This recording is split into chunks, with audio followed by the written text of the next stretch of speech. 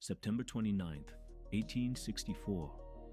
The fog rolled heavy along the banks of the James River, cloaking the landscape in near darkness as the first light of dawn lingered behind gray clouds. Quiet settled over the ranks lined up for the assault.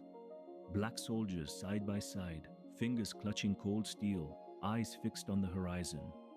Orders drifted through the stillness. Remove the percussion caps, ready your bayonets, wait for the signal. There would be no answering fire, only the weight of courage and the forward push of history. A suffocating silence stretched across the fields between the Union columns and the enemy's fortress. Far ahead, the Confederates waited, entrenched, loaded, and confident that the attackers wouldn't break their lines.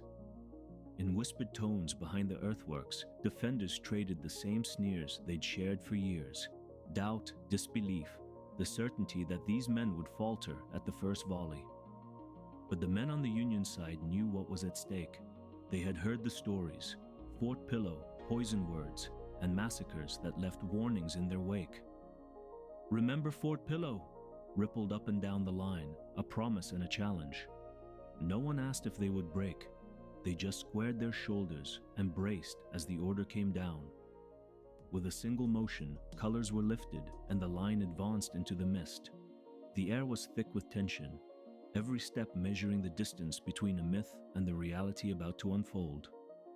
It was here, on this morning, that black soldiers would walk into the teeth of enemy guns with nothing but steel and resolve and force history to watch. The night before the attack, apprehension swirled through the Union camps. Rumors ran wild. This was no ordinary assault. Officers whispered, some questioning the orders, but the wisdom from up high remained. The black regiments would lead the charge at daybreak. In dim lantern light, soldiers double-checked their gear, staring out across the moonlit river toward enemy fortifications. No one spoke of fear, but every heartbeat pounded with the knowledge that history would be decided at dawn. As first light crept through the trees, Union columns formed up on the edge of the misty fields. In the lines, stories repeated. White officers doubted these men could break the Confederate lines. "They'll falter when the real fighting starts," the skeptics said. Such words had followed these units since their formation, but this time the doubters would be proven wrong. A hush fell as orders echoed down the ranks. Remove the musket caps, keep the bayonets fixed, and wait for the signal. There would be no covering fire, no easy way across the muddy terrain ahead. Only resolve and courage would move the line.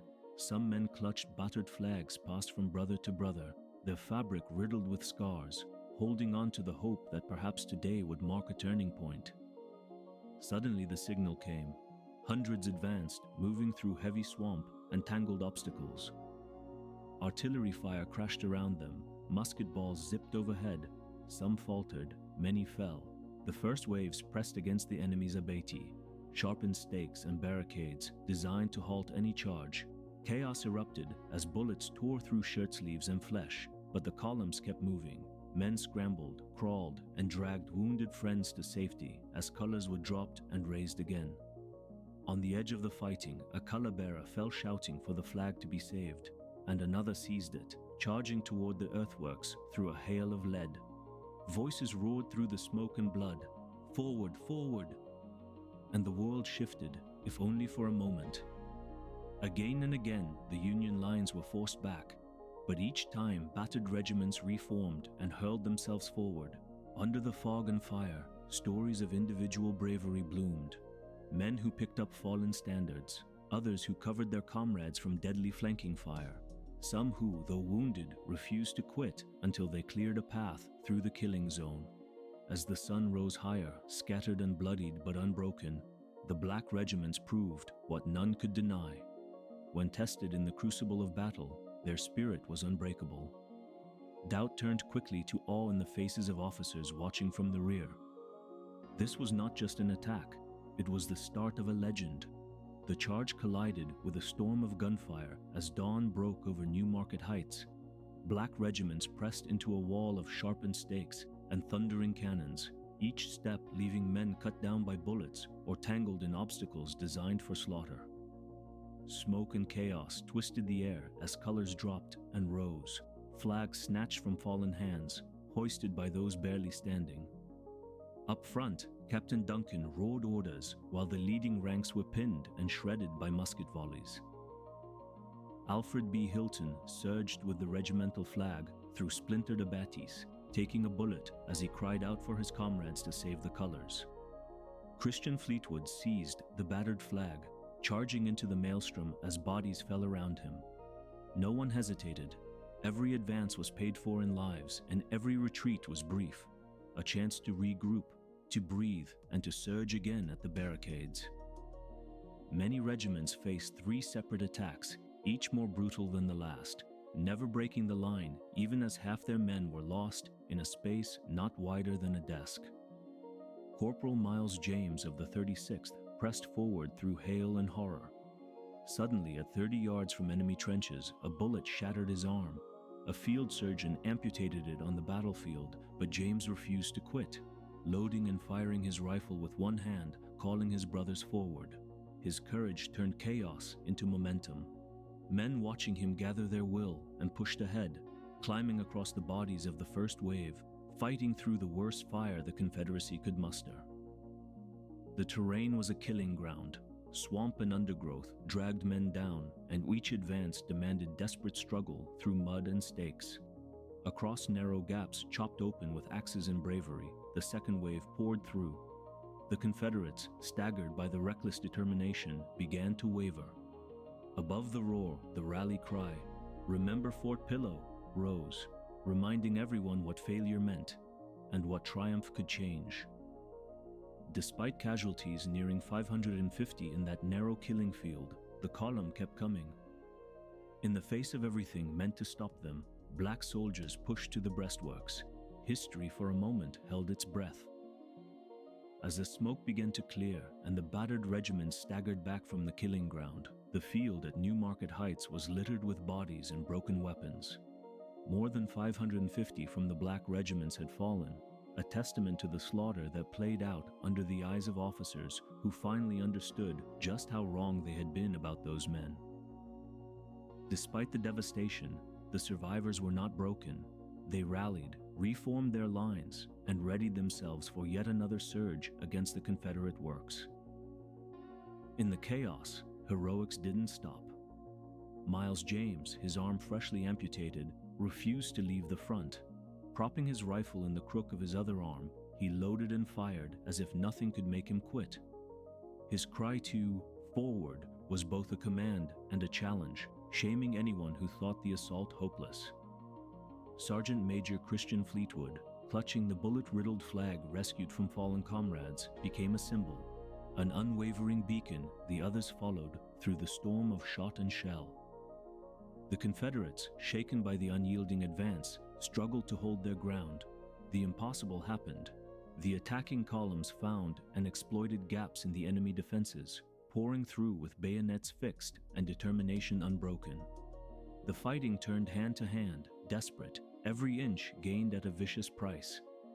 In the whirlwind, individual acts of valor, men dragging wounded comrades, others leaping the barricades, began to tip the balance. Confederate officers realized the danger too late. With their lines wavering and morale shattered by the sheer tenacity of the assault, they were forced back at points along the trenches. Union flags, so often knocked to the ground in previous attacks, finally rose atop the captured works. Officers and men, both black and white, recognized the moment for what it was: the breaking of a myth and the birth of a legend. In the aftermath, wounded men were carried back to muddy field hospitals, while the fallen were honored on the spot where so many had sacrificed.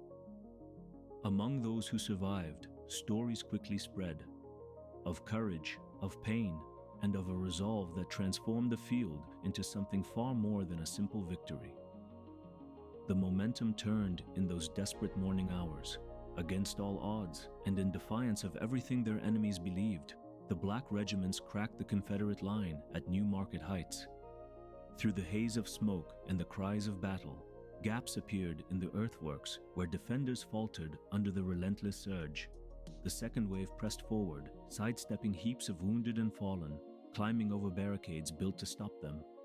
Hand-to-hand fighting erupted as men tumbled into the breastworks. Officers fought alongside their troops. The distinction between hero and survivor blurred in the chaos. The defenders, facing a barrage of bayonets and unyielding determination, began to pull back. A sudden realization crossed the Confederate ranks. The myth they'd clung to was crumbling before their eyes. These attackers had not just endured, but had absolutely refused to be stopped. As Union flags rose above the captured fortifications, the impact was electric. Soldiers who just days before had heard the snide comments behind their backs now stood atop the position that had cost so many lives. The fields were still, except for the low groans of the wounded and the hurried movements of survivors tending their friends. Sunlight finally reached the battered ground, illuminating a victory that could not be denied. High command rushed reports of the breakthrough across the lines. Officers and enlisted men alike grasped the scope of what had just happened. A unit made up of black soldiers had accomplished what many doubted was possible, seizing a crucial Confederate stronghold and helping open the way for further advances that day. Their reputation as warriors was written not by others, but by their own hands, by the flags they held, the ground they gained, and the tenacity they showed. The survivors, battered yet victorious, took stock of the field. They knew they stood in a place where history had changed, a place where the courage and sacrifice of the morning would echo in every story told from that moment forward. Victory came at a fearful price. The battered regiments who had forced open the defenses at New Market Heights looked back over a field soaked with sacrifice, hundreds wounded, dozens killed, and stories of heroism etched into every corner of the battered earth. The ground itself had changed forever, marked by a courage the world, and especially the skeptics, could no longer ignore. Medics and stretcher bearers moved among the fallen, offering water and comfort where they could, listening to accounts that would become legend. The mood in camp after the battle was somber but electric. Every survivor knew they had accomplished the impossible. Word of the breakthrough rushed through the Union ranks and up the chain of command. Officers who had once doubted now sought out the men they'd underestimated, shaking hands and sharing quiet words of thanks. For many white officers, the day changed everything. Doubts transformed into respect, and new bonds were forged in the mud and fire. For the shattered Confederate defenders, retreat was an admission that their beliefs about the Union's black regiments had been fatally flawed. The myth of weakness was shattered. Here were men whose valor and skill had overwhelmed entrenched positions, defended by experienced veterans. The result was not just a shift in lines, it was a seismic shift in perception, felt in every corner of both armies. Recognition was swift for some. Military leaders gathered the names of hero soldiers, those who'd saved flags, rallied charges, fought wounded but unbowed. 14 black soldiers earned the Medal of Honor for courage at New Market Heights, more than any other single battle for black troops in the Civil War. The press wrote with awe of the regiment's triumphs, and politicians invoked their names in speeches calling for reforms and rights. The survivors, still processing all they had seen and done, felt the weight of what they'd achieved settling gradually on their shoulders. They had fought not just for a patch of land, but for dignity, pride, and the future of all who would follow. In the aftermath, as the sun set on fields strewn with reminders of valor, the legacy of New Market Heights began to grow. The victory at New Market Heights reverberated far beyond the battlefield. In the days and weeks that followed, the nation took stock of what had happened and who had made it happen. Word spread quickly of the Black Regiment's courage, resilience, and undeniable fighting skill, stirring discussions in Congress and editorials in the press. Eyes once blind to possibility now recognized that the soldiers who had charged the earthworks were not just participants, they were pioneers, rewriting what was possible for American freedom. Recognition was swift and historic. 14 black soldiers, including color bearers, infantrymen, and corporals like Miles James, received the Medal of Honor for their actions that morning, an unprecedented number for a single engagement. Their names became symbols of hope and strength in black communities across the country. and stories of what they had braved were told around campfires and in churches, passing into legend before the war even ended. But the impact was not only symbolic. The success of the black soldiers at New Market Heights helped shatter prevailing myths about race and capability within the army itself. White officers who had doubted them became champions, advocating for more training, responsibility, and leadership opportunities for black men. In the aftermath, several of the regiments assumed greater command responsibilities as casualties among white officers mounted, demonstrating a readiness for leadership that none on the Confederate side could have anticipated. For many of the survivors, heroic recognition marked the beginning, not the end, of their journey. Some went on to become community leaders, educators, and political voices in the turbulent years of Reconstruction. The regiment's example contributed to the slow but relentless progress of civil rights in America, as well as fueling debates about what Black Americans could and should achieve in a free country. At the site itself, New Market Heights, the legacy took root. Later generations would erect memorials and hold commemorations on the ground where so many had proven their mettle. The impact of that September morning would echo for more than a century, a testament to the power of courage, collective struggle, and the will to change history.